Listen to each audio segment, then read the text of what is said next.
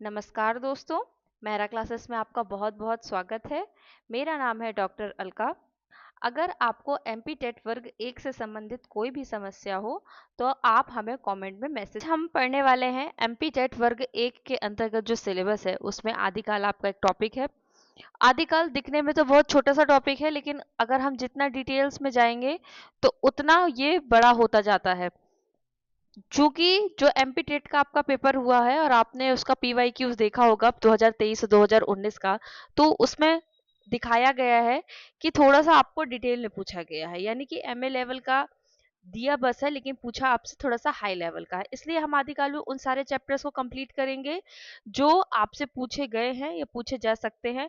ये जो क्लास है ये ना केवल एमपी टेट के लिए बल्कि बल्कि यूजीसी नेट और असिस्टेंट प्रोफेसर के लेवल की होगी, ताकि आपसे कोई भी एक भी टॉपिक ना छूटे और आप अच्छे तरीके से अपने सिलेबस को कंप्लीट कर सके। आदिकाल का जो मैं आज को क्लासेस पढ़ाने वाली हूँ, या ये 2 पार्ट में अगर हो जाएगा, तो जो जो भी टॉपिक्स मैं आपको पढ़ाने वाली हूँ 99% आपको ये श्योरिटी है कि इसमें से कोई भी टॉपिक आपका ऐसा है जो यहाँ पर छूट जाएगा, यानी कि आपको यहाँ पर पूरे टॉपिक्स इजीली बताए जाएंगे यहाँ पर। तो शुरू करते हैं हम आदिकाल। इस क्लास में मैं आपको ऐसी चीजें बताऊंगी जो आपने पहले कभी नहीं सुनी होगी, यानी कि हम जो चीज आज पढ़ रहे हैं वो आज हम क्यों पढ़ रहे हैं। अगर कोई 1000 ईस्वी की बात है, साहित्य है, कवि है, तो हम आज उनको क्यों पढ़ रहे हैं, आज उसकी क्या प्रासंगिकता है, मैं उस चीज को आपको रिलेट करके बताऊंगी ताकि आपको समझ में आ जाए कि हमारे इतिहास का, हमारे साहित्य का, हमारे जीवन में, हमारे एग्जाम में क्या महत्व है। तो आदिकाल हम शुरू करते हैं, इसको हम डिटेल में पढ़ेंगे, लेकिन उसके पहले थोड़ी थोड़ी आपको एक मौखिक भूमिका बतानी जरूरी है, जिसमें आपको ये पता चले कि आदिकाल क्या है। आदिकाल हिंदी, जब हम हिंदी साहित्य को 2 भागों में बांटते हैं, तो एक बांटते हैं हम पद्य में और एक बांटते हैं हम गद्य में। पद्य के अंतर्गत फिर हम 4 कालों में विभाजित करते हैं, जिसमें आदिकाल, भक्तिकाल, रीतिकाल और आधुनिक काल आता है। तो आदिकाल हमको पढ़ना है, और आदिकाल हमको इसलिए पढ़ना है ताकि हमें ये पता चले कि जो इतिहास, जो साहित्य आज हम पढ़ रहे हैं 2025 में, उसकी शुरुआत कैसे हुई, कैसे भाषा का विकास हुआ, कैसे कवियों की जो रचनाएं हैं उनका विकास कैसे हुआ। आज जो रामचरितमानस से आज हम जो उपन्यास पढ़ रहे हैं वहां से वहां तक क्रम कैसे पहुंचा, ये हम हिंदी साहित्य के विकास क्रम से ही जानेंगे, जिसके लिए हमको आदिकाल, भक्तिकाल, रीतिकाल, इन सभी को बहुत डिटेल में पढ़ना जरूरी है। इनकी जो राजनीतिक सामाजिक परिस्थितियां हैं वो भी हमें जानना जरूरी है। ये जो पहला प्रश्न, पहली लाइन आपको यहाँ पर दी हुई है, रामचंद्र शुक्ल ने संवत 1050 यानी कि 993 ईस्वी से संवत 1375 ईस्वी तक का समय, यानी कि महाराजा भोज के समय से लेकर हम्मीर देव के समय के कुछ पीछे तक माना है आदिकाल का समय। सेम यही लाइन आपकी पीवाईक्यू में पूछी गई है, 2019 या 23 के पेपर में है, यही लाइन पूछी गई है और उसका उत्तर गलत दिया गया। उसका उत्तर वहां पर भक्ति काल दिया गया है, पर ये गलत है। यहाँ उत्तर होना चाहिए था आपका आदिकाल। जब आप रामचंद्र शुक्ल की मूल पुस्तक उठाएंगे तो मूल पुस्तक में बस पहले ही प्रश्न पर आपको ये लाइन दिख जाएगी। ठीक है, तो ये आपको समझना जरूरी है कि महाराजा भोज के समय से लेकर हम्मीर देव के समय के कुछ पीछे तक का समय आचार्य शुक्ल ने आदिकाल की समय सीमा मानी है। डॉक्टर हजारी प्रसाद द्विवेदी ने ये, अब जो मैं आपको पढ़ाऊंगी इसमें कुछ कुछ ट्रिक्स भी लगाते जाएंगे ताकि आपको बहुत ज्यादा याद करने में दिक्कत ना हो। तो रामचंद्र शुक्ल का समय, पहली बात तो संवत में अगर पूछा जाता है, मैक्सिमम जब कोई चीज संवत में पूछी जाती है तो उसका उत्तर रामचंद्र शुक्ल ही होगा। फिर भी एक बार आपको तिथियां और जो समय है वो देखना जरूरी है। 1050 संवत उन्होंने बताया है। अगर मान लीजिए प्रश्न में आता है 993 ईस्वी से लेकर, यहां से लेकर आदिकाल का प्रारंभ किसने माना है, तो अगर मान लीजिए आप कोई भूल गए हैं कि ये रामचंद्र शुक्ल का है, तो आप इसमें 57 जोड़ देंगे तो आपको 1050 आ जाएगा। तो आप केवल 1050 संवत याद रखिए। अगर ये आ जाता है तो आप इसमें 57 प्लस कर दीजिएगा, तो ये आपका ये उत्तर आ जाएगा। हजारी प्रसाद द्विवेदी ने आदिकाल का जो समय है वो 1000 ईस्वी से माना है। अब देखिए, हजारी यानी 1000, और यहाँ भी लिखा है 1000, तो आप इससे यहाँ से लग के रिलेट कर लीजिएगा कि हजारी प्रसाद द्विवेदी ने 1000 ईस्वी से 1400 ईस्वी तक आदिकाल का समय माना है, और आदिकाल जो नाम है वो भी हजारी प्रसाद द्विवेदी द्वारा ही दिया गया है। जॉर्ज ग्रियर्सन है, उन्होंने 700 ईस्वी से 1400 ईस्वी माना है। ठीक है, तो सन से आप 7 याद कर लीजिएगा, यहाँ सन लिखा ग्रियर्सन का, यहाँ से 7 याद कर लीजिएगा। मिश्र बंधुओं ने 643 यानी 643 ईस्वी से 1389 ईस्वी तक माना है। तो आप ये जो दो हैं, मिश्र बंधु और गणपति, इनका विशेष रूप से याद रख लीजिएगा, क्योंकि इनके जो डिजिट है वो बहुत डिफरेंट है ना, बहुत अलग है इनके डिजिट जो है, तो ये थोड़े से कठिन पड़ेंगे आपको, तो इनको आप याद कर लीजिएगा, बाकी आप इनमें ट्रिक लगा लीजिएगा। डॉक्टर जो नगेंद्र है, उन्होंने 7वीं शती के मध्य से यानी 769 769 ईस्वी से 14वीं शती तक मध्य माना है। यहीं से सरहप्पा की शुरुआत होती है, जो सिद्ध साहित्य के अंतर्गत आते हैं। चलिए आगे देखते हैं, विभिन्न विद्वानों ने आदिकाल के नामकरण क्या क्या दिए हैं। तो जॉर्ज ग्रियर्सन ने चारण काल दिया है, आचार्य रामचंद्र शुक्ल ने, अब ये दिए हैं आपको इतने सारे, लेकिन आपको कुछ प्रमुख लोगों के याद रखने हैं। जैसे आचार्य शुक्ल ने क्या नाम दिया है, वीर गाथा काल। ग्रियर्सन ने क्या नाम दिया है, चारण काल। रामकुमार वर्मा ने संधि काल और चारण काल। राहुल सांकृत्यायन ने सिद्ध सामंत काल। महावीर प्रसाद द्विवेदी ने बीज वपन काल। धीरेन्द्र वर्मा और गुलेरी जी ने अपभ्रंश काल। हजारी प्रसाद द्विवेदी ने मोस्ट इंपॉर्टेंट, ये आपका हो जाएगा इंपॉर्टेंट, ठीक है, शुक्ल जी का भी इंपॉर्टेंट। तो आचार्य हजार प्रसाद द्विवेदी ने आदिकाल नाम दिया है। विश्व, ये जो वी लिखा है और ये वी लिखा है, तो इससे आप रिलेट कर लीजिएगा, वी से, है ना, ये भी वी है, तो इन्होंने वीर काल नाम दिया है। ठीक है, और यहाँ ये कर लीजिएगा, और महावीर से, या तो वीर से वपन कर लीजिएगा रिलेशन में, वीर से वपन, या फिर बीर कर लीजिएगा, महावीर से तो बीज आ जाएगा, बड़ी की मात्रा लगी है तो बीर से बीज कर लीजिएगा। हरिश्चंद्र ये उतना इंपॉर्टेंट नहीं है, जो इंपॉर्टेंट है, गणपति चंद्र गुप्त ने प्रारंभिक काल, जो गणेश जी होते हैं, वो उनको प्रथम में पूजा जाता है, प्रारंभ में पूजा जाता है, इसलिए ये प्रारंभिक काल गणपति चंद्रगुप्त ने दिया। सुमन राजे और मोहन अवस्थी ने आधार काल दिया।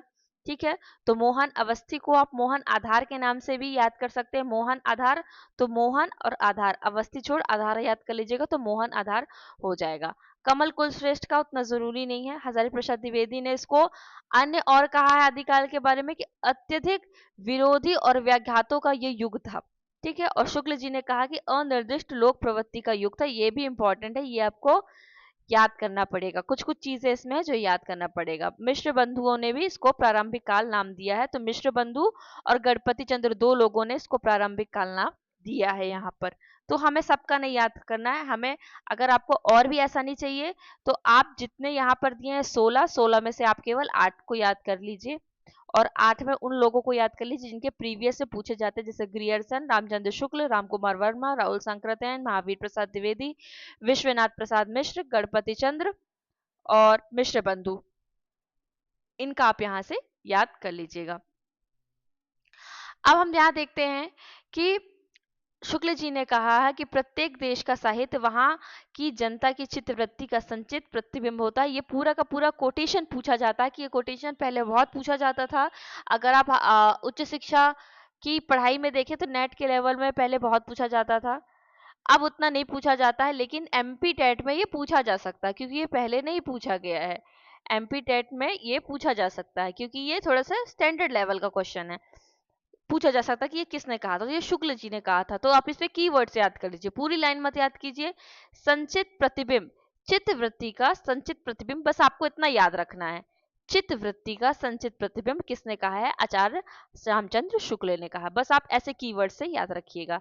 शुक्ल जी ने जिन 12 ग्रंथों को, पहली बात तो ये, इसमें से प्रश्न ये बनता है कि शुक्ल जी ने ये जो आदिकाल नाम दिया है, तो आदिकाल नाम वैसे तो दिया था हजारी प्रसाद द्विवेदी ने, लेकिन शुक्ल जी ने क्या किया, इस आदिकाल के नाम को उन्होंने वीर गाथा काल नाम दे दिया। अब जो ये वीर गाथा काल नाम दिया, तो उन्होंने कुछ नहीं, उन्होंने 12 ऐसे ग्रंथों को आधार माना, जिनके आधार पर उन्होंने वीर गाथा काल नाम दिया। तो पहली बात तो यह कि आचार्य शुक्ल ने आदिकाल में या वीर गाथा काल में 12 ग्रंथों का आधार लिया। कितने ग्रंथों का? 12 ग्रंथों का। और इन्हीं 12 ग्रंथों के आधार पर उन्होंने शुक्ल जी ने वीर गाथा काल नाम दिया। पहली बात। दूसरी बात ये कि इन 12 ग्रंथों में से जो 4 ग्रंथ थे वो अपभ्रंश भाषा के थे, और जो बाकी 8 थे वो कैसे थे? देश भाषा के थे। तो अब 8 याद करने से अच्छा आप 4 याद कर लीजिए। अगर आप 4 याद कर लेंगे तो 8 आपको याद करने की जरूरत नहीं पड़ेगी, क्योंकि 4 के बाद जो कुछ भी रहेगा वो देश भाषा करेगा। तो आप अपभ्रंश भाषा के 4 देख लीजिए। विजयपाल रासो, हम्मीर रासो, कीर्तिलता और कीर्ति पताका। जब जब हम कीर्तिलता और कीर्ति पताका की बात करते हैं तो ये दोनों साथ ही आते हैं, क्योंकि ये दोनों विद्यापति के हैं। तो आप इसको एक ट्रिक्स के माध्यम से आप देख सकते हैं, जिसको आप भी अपने अनुसार बना सकते हैं ट्रिक, लेकिन मैंने इसका बनाया था हमारा विकी। हमारा विकी यानी हमारा यानी कि हमीर, हमारा यानी कि हमीर, विकी यानी होता है विजयपाल, वी से विजयपाल, और की 2 बार आया था तो या तो विक्की कर सकते हैं, मैंने विकी बस किया था। अगर आप छोटा की मात्रा भी लगाना चाहें तो आप लगा सकते हैं। तो उससे क्या हो जाएगा? हमारा से हमीर, वी से विजयपाल रासो, वी से क्या हो जाएगा आपका? विजयपाल रासो, और की से हो जाएगा कीर्तिलता और कीर्ति पताका। ठीक है, अब आगे हम देखते हैं। आगे हम देखते हैं देशभाषा के, जिसमें खुमान रासो, जयचंद्र प्रकाश, पृथ्वीराज रासो, खुसरो की पहेलियां, बीसल देव, जयमयंक, जयंस चंद्रिका, परमाल रासो और विद्यापति पदावली। ठीक है, इसमें कोई कंफ्यूजन वाली बात नहीं है। मैंने विकी बोला है, बी नहीं बोला है, ब, जो कि आप यहाँ से कंफ्यूज जाए। और विद्यापति तो किसी कवि का नाम है, तो यहाँ से भी आप ये मत सोचिएगा कि ये भी यहाँ पर वी आए, क्योंकि ये कवि का नाम है विद्यापति। ठीक है, विद्यापति की पदावली। अगला देखते हैं हम आदिकाल की काव्य प्रवृत्तियां। बहुत इंपॉर्टेंट है, क्योंकि अगर आपको ऑब्जेक्टिव्स में आए और 4 ऑप्शंस आपको दिए जाते हैं तो उसमें से एक ऑप्शन में पूछा जा सकता है, या तो 3 दे दिए जाएंगे और एक गलत दे दिया जाएगा, 3 इनमें से सही दे दिए जाएंगे और एक गलत दे दिया जाएगा, और आपसे पूछा जाएगा कि बताइए इनमें से आदिकाल की कौन सी प्रवृत्ति है और कौन सी नहीं है, क्योंकि प्रत्येक काल की अपनी अलग अलग प्रवृत्ति रही है। तो आदिकाल में हम देखें क्योंकि ये प्रवृत्ति आपको फिर अन्य किसी और काल में देखने नहीं मिलेगी, इसलिए अपने अपने आप में जो जो प्रवृत्तियां हैं वो यूनिक है। पहली प्रवृत्ति देखते हैं, आश्रयदाता राजाओं की प्रशंसा एवं राष्ट्रीय भावना का अभाव। ठीक है, देखिए आश्रयदाता राजाओं यानी कि देखिए आदिकाल की बात चल रही है, मतलब ये हमारी कम से कम छठवीं सदी से लेके ये हमारे 1000 ईस्वी तक की बात चल रही है। तो इस समय क्या था, जो हमारा भारत था वो छोटे छोटे राज्यों में बटा हुआ था। तो जो राजा थे वहां के, तो जो कवि होते थे वो उन्हीं आश्रयदाता राजाओं की क्या करते थे? प्रशंसा करते थे। राष्ट्रीय भावना का अभाव, क्योंकि छोटे छोटे राज्यों में बटा हुआ था देश, तो राष्ट्रीय भावना का बहुत अभाव दिखता था उस समय। तो ये एक प्रवृत्ति हमें दिखाई देती है आदिकाल में। दूसरी दिखाई देती है संदिग्ध रचनाओं की अधिकता।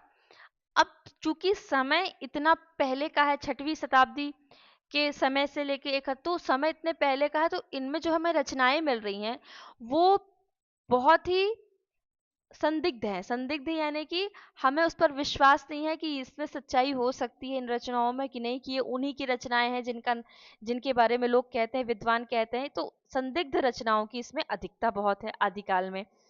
ऐतिहासिकता का अभाव, यानी कि जो रचनाएं हमें दिखाई देती हैं आदिकाल में, जैसे उदाहरण के लिए आप पृथ्वीराज रासो को अगर ले लेते हैं, तो उस पर आरोप लगता है कि उसमें ऐतिहासिकता का अभाव है। यानी कि जो हम काव्य पढ़ रहे हैं, यदि पृथ्वीराज रासो पढ़ रहे हैं, तो उसमें से कुछ कुछ ऐसे तथ्य दिए हैं, ऐसे ऐसे प्रसंग उसमें आते हैं जिसमें हमें डाउट होता है कि इतिहास में ऐसा नहीं हुआ होगा। तो ऐतिहासिकता का अभाव आदिकाल में हमको एक ये प्रवृत्ति दिखती है। युद्धों का यथार्थ वर्णन, यानी कि जो आश्रयदाता राजा थे, कवि भी उनके आश्रय में रहते थे।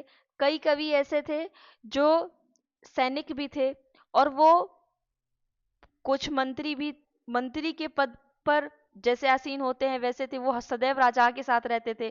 कुछ कवि ऐसे थे जो राजाओं के साथ युद्ध में भी जाते थे, तो वो उनको वहां देखते और युद्धों का यथार्थ वर्णन करते, जो कि हमको रचनाओं में दिखता है। ये एक प्रवृत्ति थी। ये फिर आपको भक्ति काल में नहीं दिखेगी। ऐतिहासिकता का अभाव आपको भक्ति काल में नहीं देखेगा, संदिग्ध रचनाओं की अधिकता आपको भक्ति काल में नहीं देखेगी, आश्रयदाताओं राजाओं की प्रशंसा ये आपको मिलेगा, कहाँ मिलेगा, रीति काल में मिलेगा, पर ये तीन आपको विशेष तौर पे नहीं मिलेगा। वीर रस का प्रधान मिलेगा, ठीक है, क्योंकि राजा थे, वीर थे, उनकी वीरता का वर्णन था, इसलिए वीर रस का प्राधान्य मिलता है। वीर रस के साथ साथ श्रृंगार का भी प्रधान मिलता है, यानी कि राजाओं की प्रशंसा तो मिलती है, पर साथ साथ जो नायिका है, जो उनकी रानियां, उनकी भी प्रशंसा हमको देखने मिलती है। बीसल देव रासो देख लीजिए आप। रासो ग्रंथ का निर्माण बीसल देव रासो, खुमाण रासो, परमाल रासो, पृथ्वीराज रासो, इसके अलावा ये रासो अलग थे। फिर आप अगर आप जैन साहित्य में जाते हैं तो वहां भी आपको बहुत सारे रास मिल जाते हैं, तो उनको हम रास की श्रेणी में रखते हैं। और जो परमाल रासो ये वाली जो वीरता वाली है, इनको हम अलग कैटेगरी में रखते हैं, लेकिन रास और रासो को कई विद्वानों ने एक माना है। तो हम अगर ज्वाइन करके भी बोल दें, एक साथ मिलाकर भी, तो रासो ग्रंथ का निर्माण हमें आदिकाल में देखने मिलता है। फिर हमको यह अन्य कालों में देखने नहीं मिलेगा भक्ति और रीति में। वीर गाथाओं का सृजन मुक्तक एवं प्रबंध दोनों रूप में, ये जो आपके काव्य के जो शैली होती है, काव्य के जो रूप होते हैं, उसमें मुक्तक और प्रबंध दोनों रूप में वीर गाथाओं का वर्णन मिलता है। डिंगल और पिंगल भाषा का प्रयोग, जो हम हिंदी भाषा देखते हैं, तो हिंदी भाषा, जब भाषा का विकास आप पढ़ेंगे तो भाषा का विकास में आप पढ़ेंगे संस्कृत, पाली, प्राकृत, अपभ्रंश, फिर अपभ्रंश से भी विभिन्न अपभ्रंश निकली, फिर उनसे उपभाषाएं निकली, ऐसे करते करते हिंदी बहुत बाद में आई। तो उसके पहले क्या था, ये छठवीं से 1000 ईस्वी, छठवीं शताब्दी से 1000 ईस्वी तक डिंगल और पिंगल भाषा का प्रयोग होता था। पिंगल में ब्रज का जो प्रभाव देखने मिलता था, और डिंगल में क्या था, में राजस्थानी का प्रभाव देखने मिलता था। 10वां टॉपिक है आपका साहित्य में प्रक्षिप्त अंशों का बाहुल्य, यानी कि जो आदिकाल में साहित्य लिखा गया उसमें प्रक्षिप्त यानी कि कुछ ऐसे तथ्य या ऐसे प्रसंग या ऐसे अलग से रचनाएं जोड़ी गई जो बाद की थी, जो मूल उस रचना की नहीं थी। ऐसा कई रचनाओं पे आरोप लगता है, उदाहरण के लिए पृथ्वीराज रासो पे, कि विद्वान कहते हैं कई प्रसंग उनके ऐसे हैं जो बाद में जोड़े गए हैं, जो मूल इतिहास में या मूल रचना में नहीं थे। तो ये हो गई आपकी आदिकाल की काव्य की प्रवृत्तियां हो गई। इनको आप बहुत अच्छे से 2 बार देख लीजिएगा, न समझ में आया फिर से एक बार, अगर वीडियो से पढ़ रहे हैं तो आप इसको फिर से एक बार आगे जाइए प्रीवियस में और फिर से आप रिपीट करके देखिए, क्योंकि ये बहुत इंपॉर्टेंट है। रचनाएं पूछी जाती, वो प्रवृत्तियां पूछी जाती हैं, ना भी पूछी जाए, अगर आपको ये प्रवृत्तियां पता हैं तो आप रचनाओं को गैस करने में आपको बहुत आसानी होगी। मैंने आदिकाल को 6 भागों में बांटा है। आपने पहले देखा होगा, पहले मैंने हिंदी साहित्य को 2 भागों में बांटा, गद्य और पद्य। फिर मैंने हिंदी साहित्य पद्य को बांटा आदिकाल, भक्तिकाल, रीतिकाल और आधुनिक काल में। अब मैंने आदिकाल को बांटा 6 टुकड़ों में, क्योंकि जब हम टुकड़े में पढ़ाई करते हैं विभाजन में, तो हमें समझने में बहुत आसानी होती है। तो आदिकाल में कौन सा आता है आपका, अपभ्रंश साहित्य, सिद्ध साहित्य, जैन साहित्य, नाथ साहित्य, रासो साहित्य और लौकिक साहित्य। इन सभी साहित्य के अलग अलग कवि हैं, इन सभी साहित्य की अपनी अपनी रचनाएं हैं, अपना अपना महत्व है हमारे वर्तमान जीवन में भी, हमारे हिंदी साहित्य में भी। अब हम आगे आपको बताएंगे कि कैसे अपभ्रंश साहित्य का महत्व है, हम क्यों पढ़ रहे हैं, कैसे सिद्ध साहित्य का महत्व है, हम उसको क्यों पढ़ रहे हैं, जैन साहित्य का क्या महत्व है, नाथ साहित्य का, ऐसे ही रासो और लौकिक। तो चलिए शुरू करते हैं। ये डायग्राम आप बहुत अच्छे से, आप डायग्राम बना के, फ्लो चार्ट बना के पढ़ाई कीजिए, आपको समय कम लगेगा, रिवीजन ज्यादा होगा। तो पहले हम देखते हैं अपभ्रंश क्या होता है। पहला हमारा क्या है टॉपिक, अपभ्रंश साहित्य है। पहले हम अपभ्रंश साहित्य पढ़ेंगे, तो देखते हैं कि अपभ्रंश क्या होता है। तो अपभ्रंश होता है अपभ्रंश यानी कि बिगड़ी हुई भाषा, वो भाषा जो अपने मार्ग से भटक गई हो, जो भाषा अपने मार्ग से भटक गई हो, यानी कि संस्कृत से हटकर। क्योंकि पहले संस्कृत, मैंने आपको बताया, अगर आपको भाषा का विकास नहीं पता है तो आप एक बार देख लीजिए, पहले संस्कृत, फिर पाली, फिर प्राकृत, फिर अपभ्रंश, ऐसे भाषा का क्या हुआ, रूप परिवर्तित होते रहा। परिवर्तित होते होते होते जो आज हम आधुनिक हिंदी खड़ी बोली बोल रहे हैं।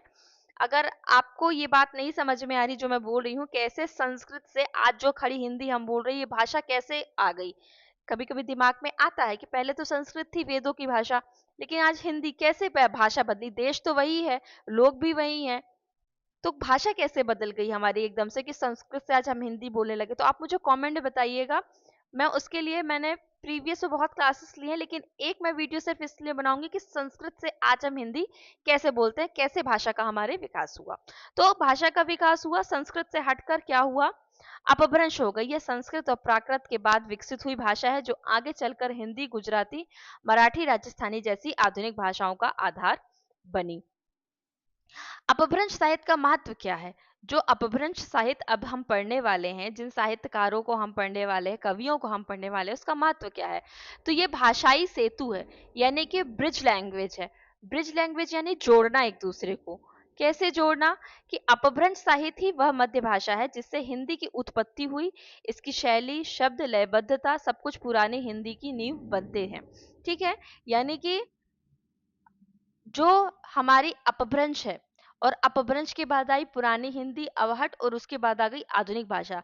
तो अगर हम अपभ्रंश साहित्य को पढ़ेंगे तो इसी साहित्य के आधार पर आज मुझे पता चल रहा है, आज स्टूडेंट्स को ये पता चल रहा है कि भाषा का विकास ऐसे हुआ। अगर ये साहित्य नहीं होता, अगर अपभ्रंश साहित्य नहीं होते, अपभ्रंश कवियों ने रचना ना की होती, तो ये कड़ी टूट जाती और हमें ये नहीं पता चलता कि संस्कृत, पाली, प्राकृत के बाद फिर कौन सी भाषा आई और फिर एकदम से आधुनिक आर्य भाषाएं कैसी हो गई। तो ये क्या है? ये ब्रिज लैंग्वेज है, यानी कि भाषाई सेतु का ये काम करती है।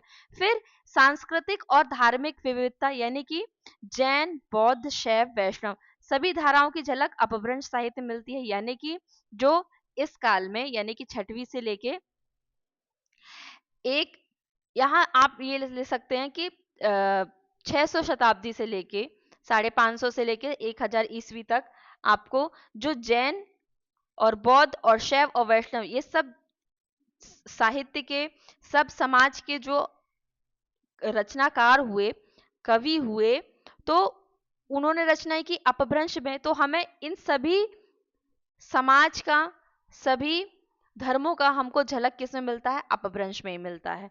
ठीक है, तो इससे हमको क्या पता चलता है कि हिंदी साहित्य धार्मिक समन्वय की भूमि रही है, यानी कि उस भाषा में, अपभ्रंश साहित्य में जैन, बौद्ध, शैव, क्योंकि उस समय इनका बोलबाला ज्यादा था, इसलिए साहित्यिक रचनाएं इन समाज की या इन धर्म की ज्यादा हुई। काव्य की निरंतरता, यानी कि अपभ्रंश में दोहे, गाथाएं, चरित आदि काव्य रूप में रचना हुई। यही परंपरा आगे चल के सिद्धनाथ और फिर संत कवियों में विकसित हुई। यानी कि काव्य की निरंतरता क्या है?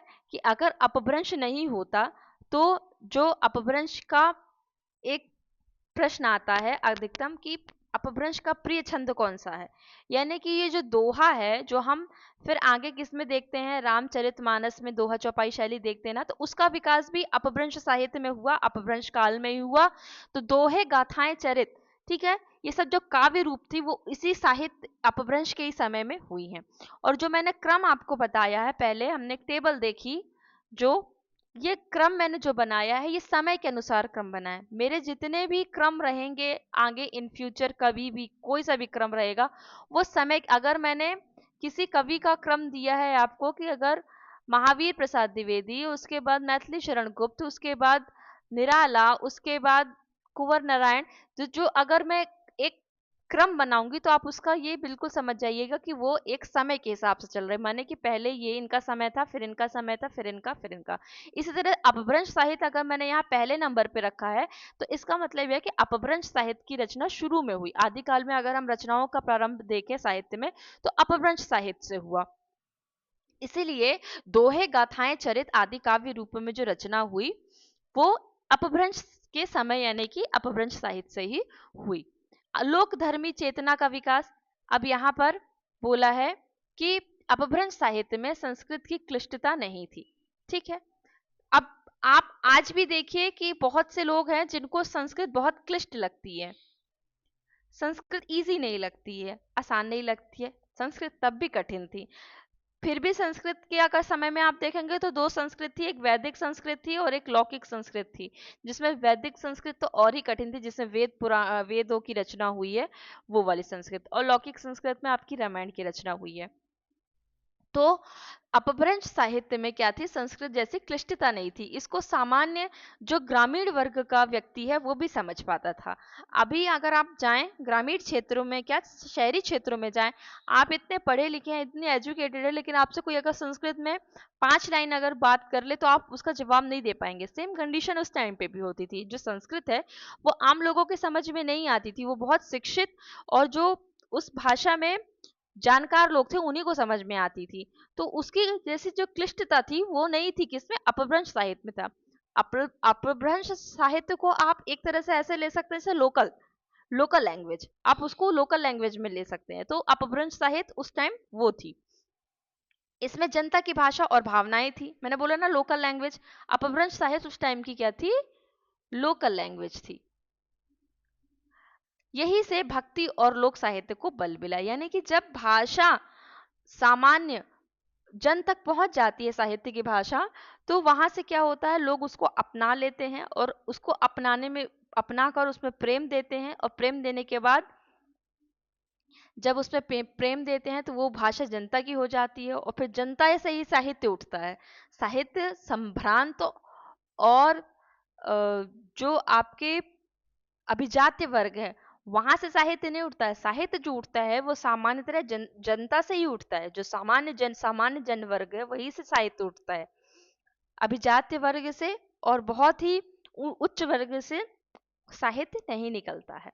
तो इसीलिए यही से भक्ति और लोक साहित्य को बल मिला। फिर यही जो आप बल देख रहे हैं तो यही हमको फिर कहाँ दिखती है आगे, संत साहित्य में। संत साहित्य में आप देखिए कितने निम्न वर्ग के लोग थे और उन्होंने भक्ति को किस स्तर पर पहुंचाया हुआ, जिसमें रैदास, कबीर और अन्य ऐसे थे, पीपा, धन्ना, जो निम्न वर्ग से संबंध रखते थे। तो यही भाषा का महत्व है। जब भाषा लोकल सामान्य लोगों को समझ में आएगा तब उसको बल मिलेगा और तभी उसी से सामान्य जनता की जो भावनाएं हैं, उनके जो विचार हैं उनको बल मिलेगा और वह साहित्य तक पहुंचेगी। हिंदी साहित्य में इसे क्यों पढ़ना चाहिए, मैंने आपको समझाने के लिए यहाँ पर लिखा है कि जो हम अपभ्रंश साहित्य पढ़ रहे हैं वो क्यों पढ़ रहे हैं, क्यों पढ़ रहे हैं, क्यों दिया हमारे सिलेबस में और हमको क्यों पढ़ना है आज की डेट में 2025 में हमको क्यों पढ़ना है। क्योंकि यह हमें हिंदी भाषा के उद्भव की वास्तविक यात्रा बताता है।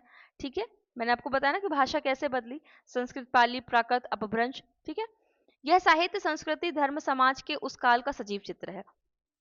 अगर आज हम देखें 2025 में हम कोई रचना लिखते हैं तो आज हम रचना किस पे लिखेंगे, भ्रष्टाचार पे लिखेंगे।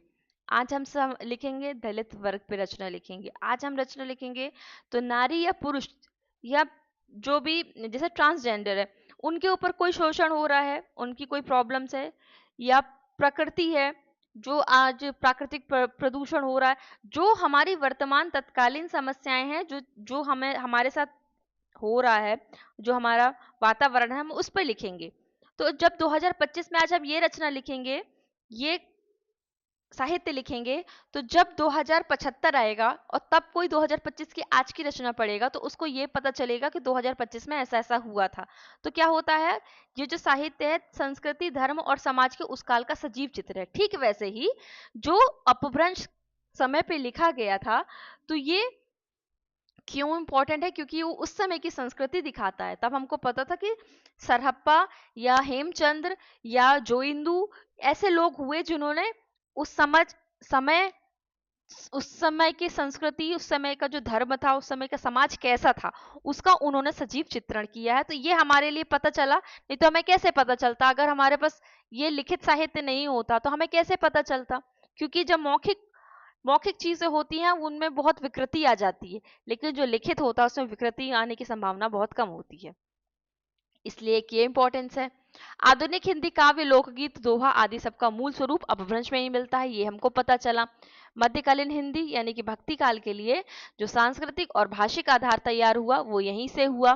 ठीक है, अपभ्रंश साहित्य न केवल भाषाई सेतु है बल्कि भारतीय समाज के धर्म काव्य चेतना का वह प्रतिबिंब है जिसमें हिंदी साहित्य की नींव रखी गई, और इसको पढ़े बिना हम हिंदी के मूल को नहीं समझ सकते। अगर हमने एक दो तीन चार हमें 1 to 10 काउंट करना है। 1 2 3 4, हमने 5 6 मिस कर दिया और 7 8 9 किया तो क्या कंप्लीट होगा? नहीं, हमारे लिए वो भी कंप्लीट है। जो हमें एक क्रम से चलना, अगर हम क्रम से चलेंगे तो हमें चीजें ज्यादा अच्छे से समझ में आएंगी। अब अपभ्रंश साहित्य में देखिए कौन कौन से मुख्य कवि हुए। चूंकि ये पूछा नहीं जाता है एमपी टेट के वर्ग में, लेकिन आपको ये सब कुछ जानना जरूरी है।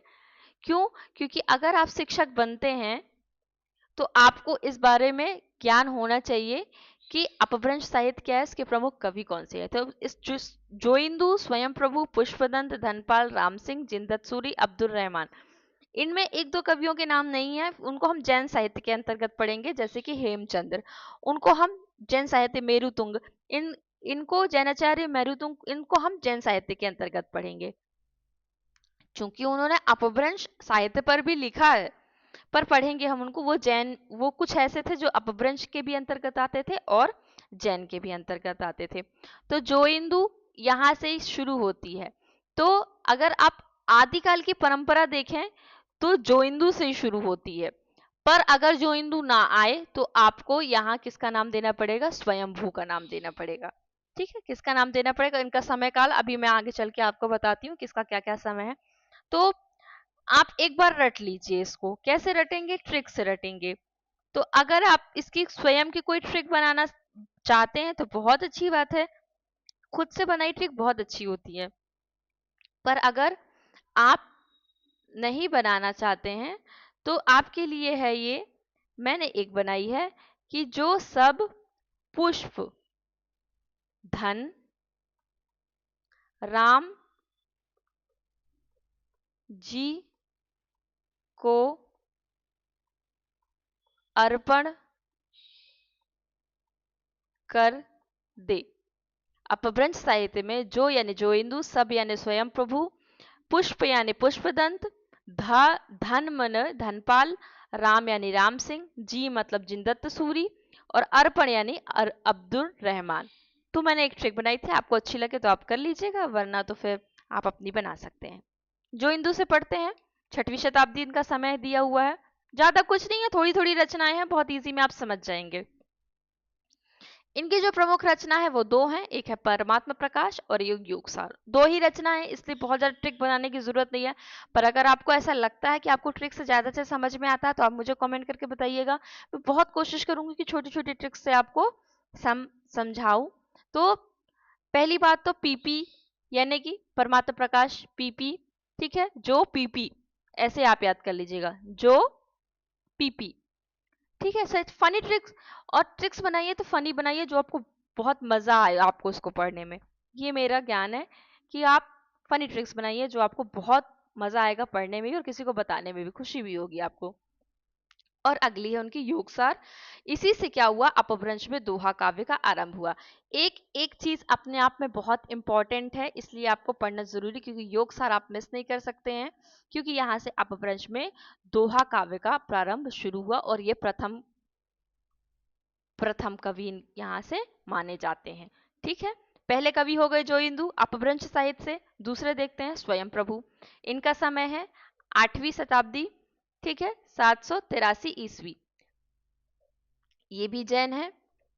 ठीक है, इनकी जो प्रमुख रचना है उसका नाम है पयुमचर्यू। ठीक है, पयुमचर्यू क्यों नाम है इसका? वैसे इसका नाम है पद्मचरित्र।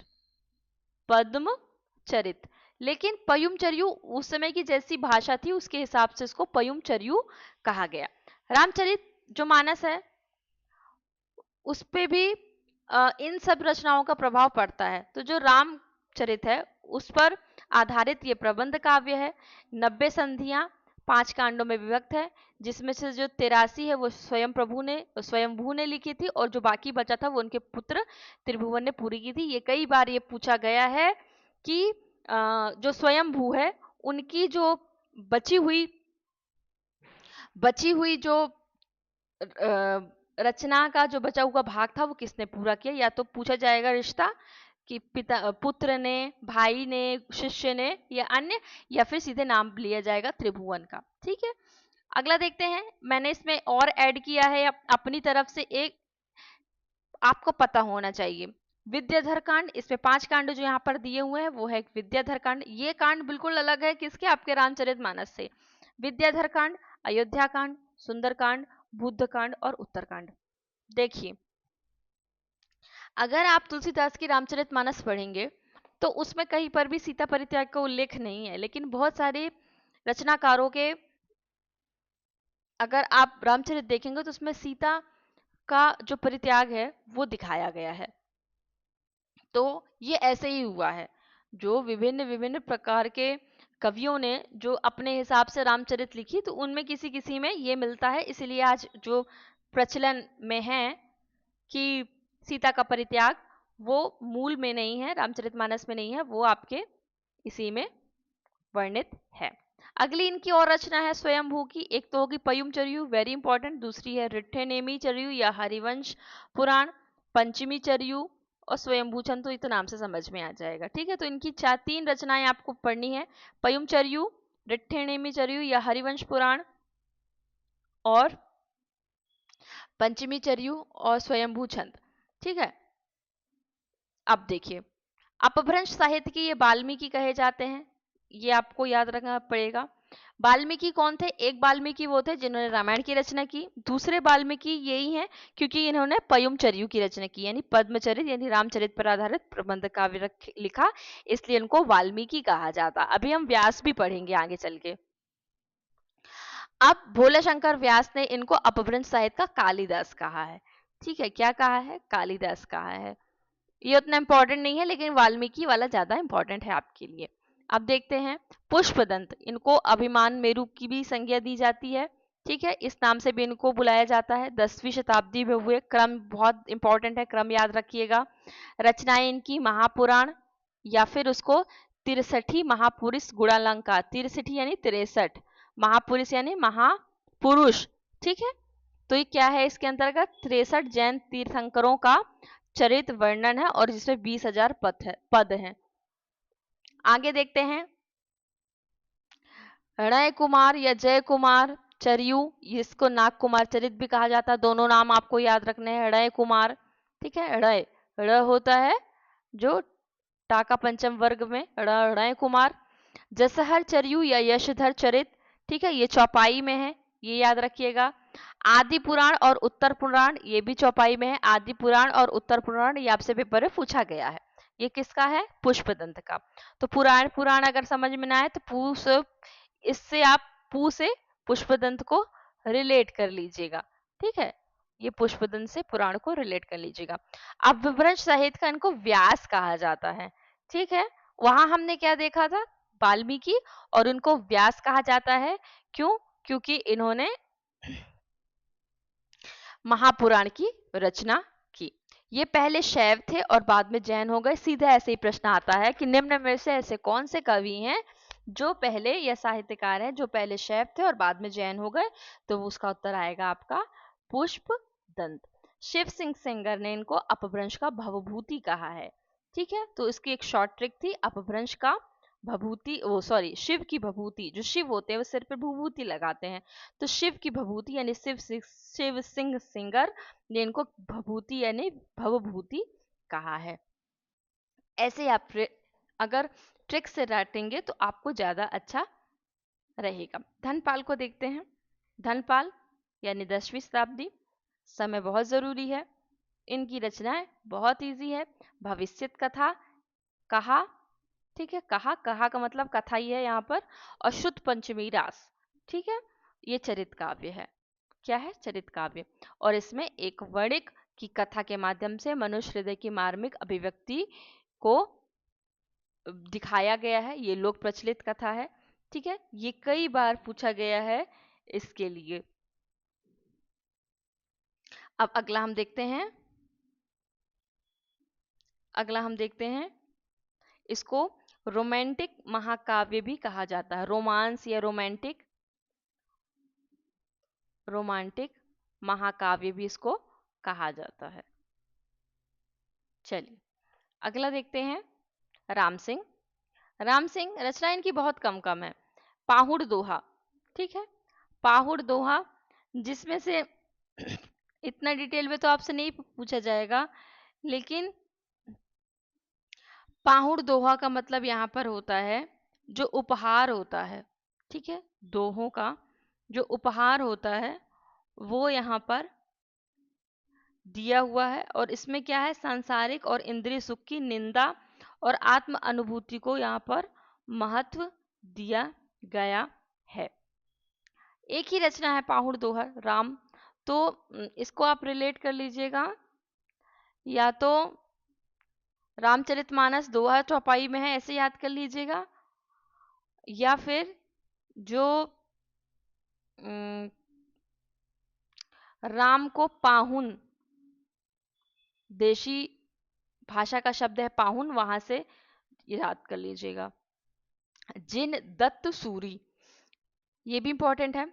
अभी देखिए, पहले मैं इनको रचना का रिलेशन बता देती हूँ। जिन, यहाँ तो वैसे जिन का मतलब जैन है, ठीक है, पर यहाँ मैं आपको रचना याद करने के लिए बता रही हूँ। जिन मतलब, दत्त मतलब होता है देना, मतलब याद करने के लिए, आपको रचना याद कराने के लिए बता रही हूँ कि दत्त मतलब देना, और देना क्या, उपदेश। क्या देना, उपदेश देना। तो जिन दत्त मतलब किसने दिया, उपदेश। उपदेश, तो उपदेश रसायन जो किसकी है, दत्त यानी देना, दत्त सूरी की है। किसकी है, दत्त सूरी की है। यहाँ से आप इनका याद कर लीजिएगा। 80 पदों में रचित नृत्य गीत, ये बहुत इंपॉर्टेंट है। नृत्य गीत और रास लीला काव्य है ये, ठीक है। रास है ना, ये जैन का रास अलग था, और वो वीरता वाला रास वो अलग है, वो रासो ग्रंथ में हम पढ़ेंगे। जैन के अंतर्गत जो रास थे वो अलग थे। अगला मोस्ट इंपॉर्टेंट, अब्दुल रहमान या अब्दुल रहमान, 13वीं से 12वीं शताब्दी के मध्य।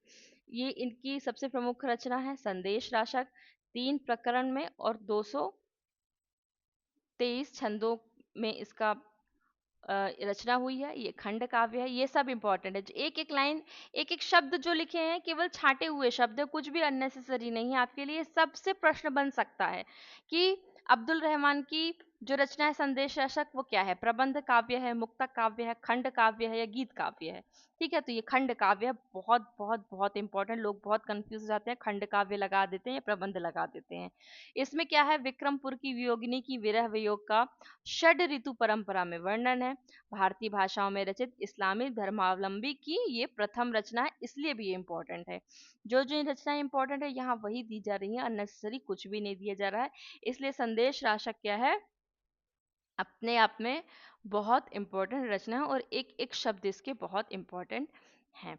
बौद्ध धर्म, अब हम देखते हैं यहाँ पर। अब हमारा यहाँ पर कंप्लीट हो गया अपभ्रंश साहित्य, यहाँ पर कंप्लीट हो गया। अब हमको शुरू करना है सिद्ध साहित्य। सिद्ध साहित्य शुरू करने से पहले थोड़ा सा आपको सिद्ध के बारे में बताना पड़ेगा कि सिद्ध साहित्य कैसे आया, कैसे आया।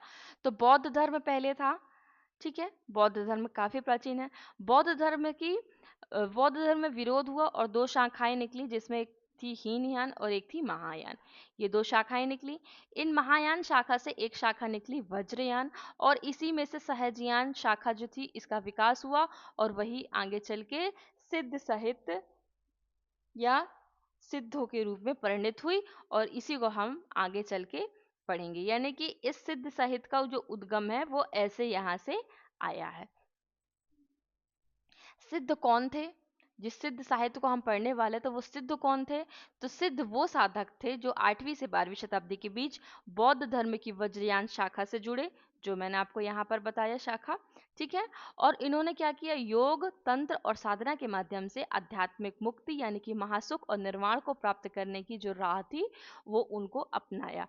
इनकी संख्या क्या थी, 84। वेरी इंपॉर्टेंट, सिद्धों की संख्या पूछी जाती है आपसे। सिद्धों की संख्या कितनी है, 84 है। कुछ प्रमुख सिद्धों के नाम यहाँ पर लिखे हुए, लेकिन इनमें से जो सरहप्पा हैं इनको प्रथम माना जाता है, प्रथम कवि भी माना जाता है इनको। प्रथम कवि के रूप में सरहप्पा का नाम आता है, इसलिए ये इंपॉर्टेंट है। ये सभी लोक से जुड़े हुए साधक थे। लोक से जुड़े साधक यानी कि एक साधक होते हैं जो कहीं पर्वत कंदराओं में बैठ के योग साधना करते हैं, पर ये लोग यानी कि आम जनता से जुड़े हुए साधक थे। इन्होंने जटिल धर्म ग्रंथों की बजाय सीधी सादी देशज भाषा में अपनी अनुभूतियां व्यक्त की। यानी कि जो ये जो साधक थे, जैसे सरहप्पा थे, शबरपा थे, कड़हप्पा थे, इन्होंने जो बहुत क्लिष्ट तरीके से ईश्वर के बारे में जन समाज के बारे में, जो कुरीतियाँ हैं, जो पाखंड है, इन सब के बारे में बहुत सरल भाषा में, सीधी भाषा, जैसे जो कबीर की अगर आपको मुझे मैं अगर आपको समझाना चाहूँ तो जैसे कबीर की जो भाषा है, वो धर्म ग्रंथ की भाषा नहीं है, वो बिल्कुल एकदम साधारण जन भाषा है। वैसे ही भाषा का प्रयोग ये लोग भी करते थे। जो साहित्य में सिद्धों का क्या योगदान है, तो हिंदी काव्य में जो प्रारंभिक आधार भूमि है, सिद्धों की जो रचनाएं हैं वो अपभ्रंश मिश्रित देश भाषा है। ठीक है, जिसमें अपभ्रंश भी है और देश भाषा भी है। ठीक है, जो आगे चलकर पुरानी हिंदी, सधुक्कड़ी और प्राचीन बिहारी आदि का आधार बनी। अभी जो अगर ये जो बिहारी क्यों आ गया यहाँ पर नाम, क्योंकि जो ये अगर आपका भारत का नक्शा है ना, ये भारत का अगर नक्शा है आपका, ये तो जो सिद्ध थे ना, तो उनका जो क्षेत्र था वो ये वाला था, ये पूर्व साइड का क्षेत्र था, इसलिए यहाँ पर प्राचीन बिहारी लिखा हुआ है। ये यहीं पर अधिकतम थे, बाद में ये फैल गए, लेकिन फिर वो हो गया। और नाथ का आप देखेंगे तो यहाँ से उठकर यहाँ आएगा, और जैन का आप देखेंगे तो क्षेत्र यहाँ पर रहेगा, ऐसे सबके क्षेत्र बटे हुए थे। ये रचनाएं काव्यात्मक, प्रतीकात्मक, आध्यात्मिक अनुभूतियों से भरपूर थीं। सामाजिक और सामाजिक और धार्मिक क्रांति, यानी कि सिद्धों ने जाति, वर्ण, लिंग भेद, धार्मिक आडंबर और पाखंड का विरोध किया। अगर आप सिद्ध में देखेंगे तो सिद्धों में 4 महिलाएं हैं। ठीक है, बहुत बड़ी बात है, बहुत बहुत बड़ी बात है। सिद्धों में क्या है, 4 महिलाएं हैं। जो 84 सिद्धों की हम बात करते हैं, तो उसमें 4 महिलाएं हैं और 80 पुरुष हैं। तो ये लिंग भेद का एक मसला तो यहीं से दूर हो गया, उन्होंने खुद शामिल किया। जाति वर्ण की अगर बात करें, तो जो सिद्धों में है, सिद्धों में कई जो सिद्ध ऐसे हैं जो बहुत निम्न वर्ग से संबंध रखते हैं। ठीक है, लेकिन उनको भी इसमें शामिल किया गया, यानी कोई भेदभाव नहीं किया गया, सारी जातियों का इन्होंने स्वागत किया। यानी कि जो उन्होंने कहा कि सिद्धों ने जाति, वर्ण, लिंग भेद, उन्होंने वास्तव में, और ये जो धार्मिक आडंबर और पाखंड हुआ है ना, ये भी उन्होंने दिखाया है। उन्होंने धार्मिक आडंबरों का विरोध किया, पाखंडों का विरोध किया, इसीलिए इनमें बहुत सारी ऐसी चीजें थी जो सामान्य जनता है उनको दिखती थी कि ये चीज सही है, और इसीलिए ये चीजें इतनी आगे तक चली। खत्म कब हुई, जब इनमें बहुत सारा, इनमें यार नंबर जब घुसने लगा, यानी कि जब सिद्ध साहित्य में विकृति आने लगी, तब फिर इनका पतन शुरू हो गया। वरना ये बहुत अच्छा चल रहा था अपने टाइम पे, और इतना अच्छा चला तभी आज हम पढ़ रहे हैं। इन्होंने आंतरिक साधना को ही सच्चा धर्म माना और सामाजिक कुरीतियों से टकराया इन्होंने। ठीक है, आंतरिक साधना यानी कि जो हमारी भीतरी साधना रहती है, जो बाहरी पाखंड आडंबर रहते उनको ना मानकर उन्होंने जो भीतरी आंतरिक साधना है, उन्हीं उसी को सच्चा धर्म माना। और यही जो भावना है हमको आगे संत साहित्य में दिखती है, जैसे कबीर, गुरु नानक, धन्ना, पीपा, ठीक है, इन सब में रामानंद, इन सब में हमको यही चीजें दिखती हैं। और सामाजिक कुरीतियों से टकराया। ठीक है, तो ये बेस तैयार हो रहा था, जो संत साहित्य देखते हैं भक्ति काल में, यहाँ से बेस तैयार हो रहा था, इसीलिए इसका इंपॉर्टेंस है। एकदम से कबीर, आज भी कबीर का बहुत महत्व है। आज हमारे देश की जो परिस्थितियां हैं, कबीर का बहुत महत्व है। कबीर कहाँ से आए, भक्ति काल में। और भक्ति काल में जो कबीर को जो ये सोच मिली, जो विचार मिला, वो किससे मिला, सिद्धों से मिला। तो इसलिए आदिकाल अगर हम रिलेट करें तो आदिकाल आज हमारे लिए प्रासंगिक है, क्योंकि वहीं से जो आज भावनाएं आ रही हैं, जो आज विचार आ रहे हैं, कबीर के विचार आज भी कितने ज्यादा प्रासंगिक है। उनकी जो मूल में है, मूल में तो सिद्धि साहित्य है। इससे आप रिलेट करके अगर जब पढ़ेंगे तो आपको ज्यादा चीजें समझ में आएंगी। संध्या भाषा और प्रतीकात्मक लेखन, इनकी भाषा को संध्या भाषा, संध्या या संध्या भाषा कहा गया, जो एक गूढ़ प्रतीकात्मक रहस्यमयी शैली है। दोहे, पद और वचन रूप रचनाएं आगे कबीर, रैदास और नाथपंथी कवियों पर सीधा प्रभाव डालती हैं। ठीक है, संध्या भाषा, जो जो इनकी भाषा है, इनको संध्या भाषा नाम दिया, जो एक गूढ़ता को प्रदर्शित करते हैं। ठीक है, किसको प्रदर्शित करते हैं, गूढ़ता को प्रदर्शित करते हैं। आगे हम देखते हैं, लोक से जुड़ाव। सिद्धों ने संस्कृत की बजाय जन भाषा को माध्यम बनाया, जिससे हिंदी साहित्य में लोक धर्मी चेतना का आरंभ होता है। अब हम इसको क्यों पढ़ रहे हैं, सिद्ध साहित्य को, अपभ्रंश को भी मैंने बताया। तो अपभ्रंश में मेन टॉपिक क्या था, एक वो ब्रिज लैंग्वेज है। अब ये क्या है कि चूंकि इनकी रचनाएं हिंदी की पूर्व पीठिका हैं, यानी कि हिंदी साहित्य के विकास का आधार तैयार करती हैं, इसलिए हम इनको पढ़ते हैं। इसका हम पता चलता है कि कैसे संस्कृत से अपभ्रंश और फिर हिंदी की ओर बढ़ी।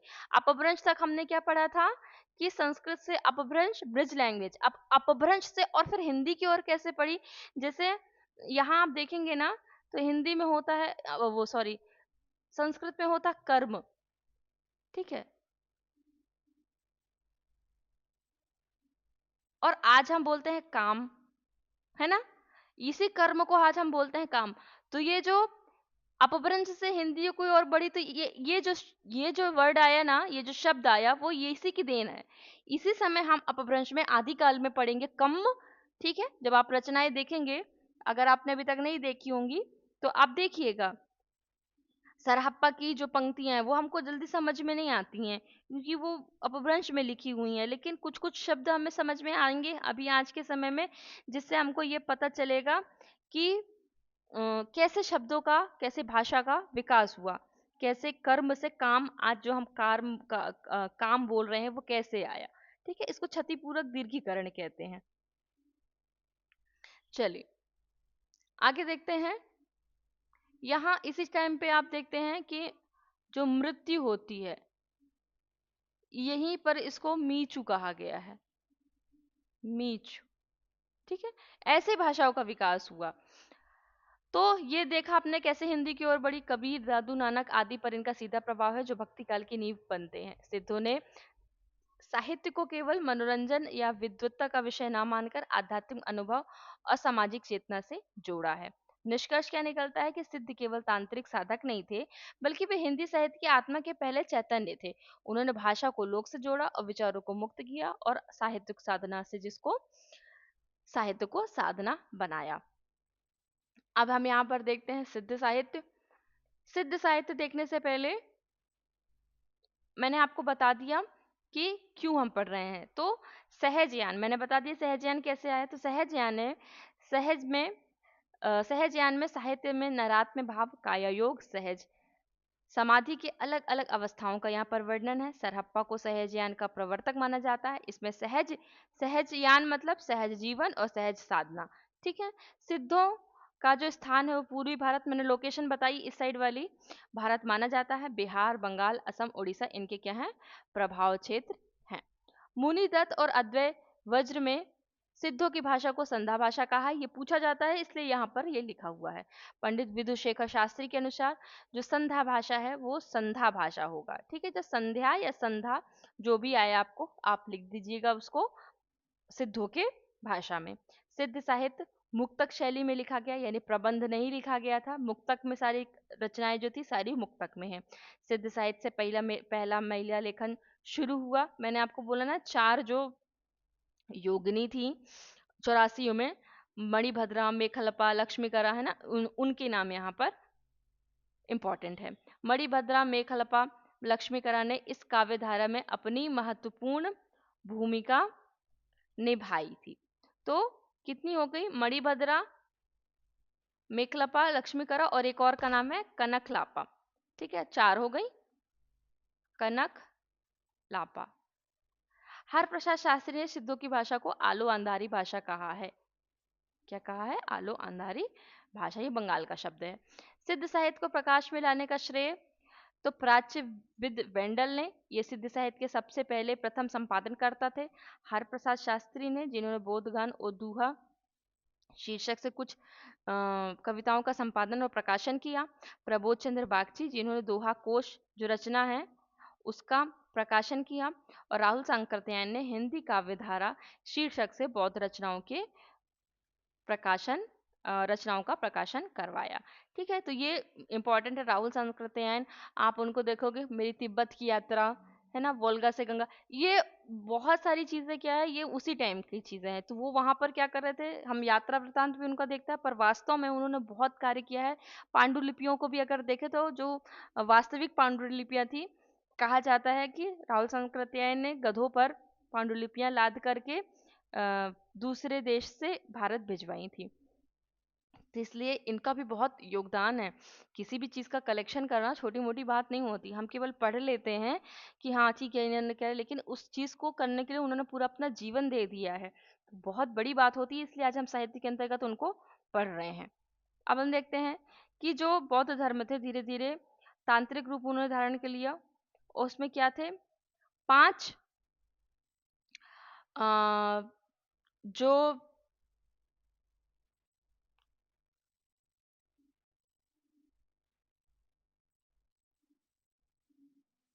हाँ, तो यहाँ हम देखते हैं कि जो बुद्ध थे, उसमें क्या हुआ, शक्तियों के अतिरिक्त उनके बोधिसत्व की भावना की जो सृष्टि का परिचालन करते हैं, आगे बौद्ध धर्म से ही वज्रयान की शाखा निकलती है। बौद्ध धर्म से निकली वज्रयान शाखा के तांत्रिक योगियों को सिद्ध कहा गया। ये मैंने आपको बता दिया। 84 हो गई, ये भी मैंने आपको बता दिया। राजशेखर ने कर्पूर मंजरी, ये एक तो ये इंपॉर्टेंट है कि राजशेखर ने कर्पूर मंजरी में भैरवानंद नाम की एक ऐसी सिद्ध योगी का नाम लिया। केवल जानकारी के लिए आपको यहाँ पर दिया है ताकि आपसे कुछ भी ना छूटे। बिहार के नालंदा और विक्रमशिला जो प्रसिद्ध विद्यापीठ है, इनके अड्डे थे, यानी कि इनका स्थान था। बख्तियार खिलजी ने इन दोनों स्थानों को जब उजाड़ा, तब से ये क्या हो गए, अलग अलग हो गए और बहुत से तिब्बत यानी कि भोट देशों को चले गए। ठीक है। अब क्या है, वज्रयान बौद्ध धर्म का विकृत रूप था। सिद्धि प्राप्ति के लिए से मध्य और स्त्री का जो संसर्ग था, डोमनी, रजनी आदि, जिसको शक्ति योगिनी और महामुद्रा कहते थे। अब ये शब्द आप याद कीजिए, महामुद्रा, महासुखवाद, शक्ति, योगिनी, ये सब आपको यहाँ सिद्ध में भी मिलेगा आपको। ठीक है। फिर इसका जो अ, इससे जब इसकी अतिशयोक्ति होने लगी, इसमें बहुत ज़्यादा अत्यधिक मात्रा में जब इसका प्रयोग होने लगा, तो फिर इसके विरोध में नाथ संप्रदाय ने अपनी बातें, अपने विचारों को उठाया। इसी से सिद्धों में महासुखवाद का प्रवर्तन हुआ। महासुखवाद, महासुख वो दशा बताई गई जिसमें साधक क्या होता है, शून्य में इस प्रकार विलीन हो जाता है जिस प्रकार नमक में पानी। इस दशा का प्रतीक खड़ा करने के लिए युगनद यानी कि स्त्री पुरुष का आलिंगनबद्ध जोड़ा की भावना की गई है। ठीक है। और प्रज्ञा और उपाय के योग से महासुख दशा की प्राप्ति मानी गई है। इसे आनंद, ये केवल आप ये टॉपिक थोड़े, ये बहुत डिटेल में ये आपसे नहीं पूछा जाएगा, केवल जानकारी के लिए आपको यहाँ बताया गया। जो इम्पोर्टेंट होगा वो मैं आपको बताऊंगी। बस आप एक स्टोरी के रूप में इसको पढ़ लीजिए एमपी टेट के हिसाब से, और अगर नेट के हिसाब से है तो बहुत डिटेल में पढ़िए इसको। निर्माण के सुख का स्वरूप सहवास सुख के समान बताया गया है। ये शब्द आपको कहीं और नहीं मिलेंगे। सहवास, प्रज्ञा, उपाय, शून्य, विज्ञान, महासुख, ये सब आपको कहीं नहीं मिलेंगे। ये सिर्फ आपको सिद्ध में मिलेंगे। ये पूछा गया प्रश्न था। सिद्ध, जो प्रथम सिद्ध सरहप्पा हैं, सहज जीवन पर बल देते थे। इसी से वज्रयान शाखा को सहजयान भी कहा गया। सिद्ध जो क्या है, सिद्धियों और विभूतियों के लिए प्रसिद्ध थे। लोग इन्हें अलौकिक शक्ति संपन्न समझते थे। जनता पर सिद्धों का प्रभाव की विक्रम की, ये थोड़ा सा याद रखना, यानी कि जो नॉर्मल शताब्दी होती है, इससे 57 ईयर्स पहले, है ना, पाया जाता है, जो मुसलमानों के आने पर पठानों के समय तक, कुछ टाइम तक बना रहा। अब हम आगे क्या देखते हैं कि कैसे शुद्ध और सात्विक धर्म हो और गूढ़ता और रहस्य के प्रवेश से वह किस प्रकार विकृत और पाखंडपूर्ण हो जाता है। वज्रयान इसका प्रमाण है। यानी कि क्या था, बौद्ध धर्म कितना सही था, सब कुछ चल रहा था, लेकिन फिर उसमें धीरे धीरे जब विकृति आने लगी तो कैसे उसका रूप बदल गया और नकारात्मक हो गया। वज्रयान इसका प्रमाण है। अपने मत का संस्कार जनता पर डालने के लिए वो सिद्ध, है ना, संस्कृत रचनाओं के अतिरिक्त अपनी वाणी अपभ्रंश मिश्रित देश भाषा में बराबर सुनाते थे। शुक्ल जी ने देश भाषा मिश्रित अपभ्रंश या पुरानी हिंदी इसको कहा है। ये मत लाइन आप ज्यादा मत ध्यान दीजिएगा, क्योंकि पुरानी हिंदी का जो श्रेय है वो गुलेरी जी को है। ठीक है, ये केवल आप जानकारी के लिए बस पढ़िएगा, नहीं तो पुरानी हिंदी आप यहाँ से शुक्ल जी लगा के आ जाए, वो गुलेरी जी ने कहा है। सिद्ध सिद्ध सरहप्पा के उपदेश की भाषा तो पुरानी टकसाली हिंदी है। ये शब्द आप याद कर लीजिएगा, क्योंकि ये शुक्ल जी के कथन है। तो यहाँ से आप देख लीजिएगा कि सिद्ध सरहप्पा की जो उपदेश की भाषा है वो पुरानी टकसाली हिंदी यानी कि देश भाषा मिश्रित अपभ्रंश है, पर गीतों की जो भाषा है वो पुरानी बिहारी और पुरानी पूर्वी बोली में है। कबीर की साखी उपदेश धर्मी दोहे, जैसे भाषा तो खड़ी बोली राजस्थानी मिश्रित सामान्य भाषा सदुक्कड़ी है, पर जो रमैनी के पदों में काव्य की ब्रज है वो कहीं कहीं क्या है, पूर्वी बोली में है। ये केवल जानकारी के लिए आपको यहाँ पर दिया जा रहा है। और इसमें कोई इतना बहुत इम्पोर्टेंट नहीं है। तो यहाँ तक आपने देखा सिद्ध साहित्य के बारे में। अब सिद्ध साहित्य के बारे में हम आगे देखेंगे जैन साहित्य के बारे में। चूंकि ये वीडियो लंबा हो जाएगा तो आज के लिए हम इसको यहाँ पर ख़त्म करते हैं और अगला हम टॉपिक शुरू करेंगे जैन साहित्य, क्योंकि सब कुछ अपने आप में थोड़ा बड़ा है। तो एक बार आप डिटेल में पढ़ लीजिए, फिर इनके हम नोट्स बनाएंगे। नोट्स तो वैसे बने बनाए हुए हैं, पर आपके लिए हम इसको और शॉर्ट में करेंगे, जिसमें केवल आपको ऑब्जेक्टिव्स के थ्रू आपको पढ़ना पड़ेगा। आपको कुछ नहीं करना, ये सारी चीज़ों को हम एमसीक्यूज में कन्वर्ट कर देंगे और आपको केवल एमसीक्यूज में, क्योंकि अभी आपने डिटेल में पढ़ लिया, एक बार डिटेल में पढ़िए, फिर आप जीवन भर एमसीक्यूज लगाती रहिए। जीवन भर का मेरा मतलब है जब तक एग्जाम नहीं हो जाता है तब तक। ठीक है, तो मिलते हैं अगले वीडियो में, तब तक बने रहिए। इसको शेयर कीजिए, अपने दोस्तों को शेयर कीजिए, ताकि वो भी पढ़ पाएँ, उनको भी समझ में आ जाए और आपको सारी चीज़ें यहाँ एक जगह मिलेंगी और कंटिन्यूटी में मिलेंगी, यानी कि एक साथ आपको अब डेली क्लासेस मिलेंगी। तो आप हमसे जुड़े रहिए। तब तक के लिए